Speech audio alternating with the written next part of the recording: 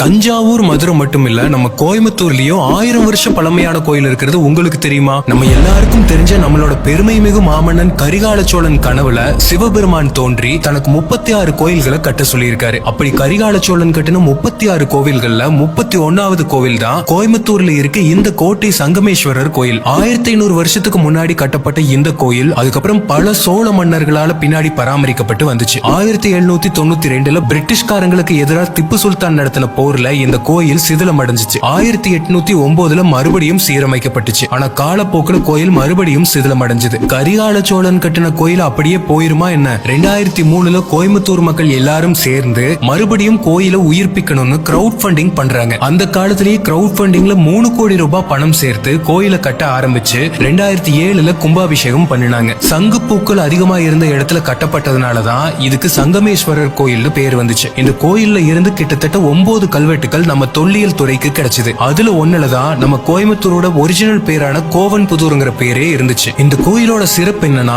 இங்க இருக்கிற சிவனோட மேல் பகுதியில பிரம்மசூத்திரம் வரைஞ்சிருப்பாங்க. உலகத்திலேயே இங்க மட்டும்தான் முருகனோட ஆறுமுகம் வேற வேற திசைய பார்க்காம முன்னோக்கி பார்த்த மாதிரி இருக்கும். 12 கைகள்லயும் வேற வேற ஆயுதங்களை தாங்கி இருக்கும். இந்த முருகனுக்கு மயில் வாகனம் இல்லாம யானை வாகனமா இருக்கிறத இங்க நம்மளால பார்க்க முடியும். இப்படி ஒரு வரலாற்று சிறப்புமிக்க கோயில் நம்ம கோயம்புத்தூர்ல இருக்கிறதே நம்ம எல்லாருக்குமே பெருமைதான்.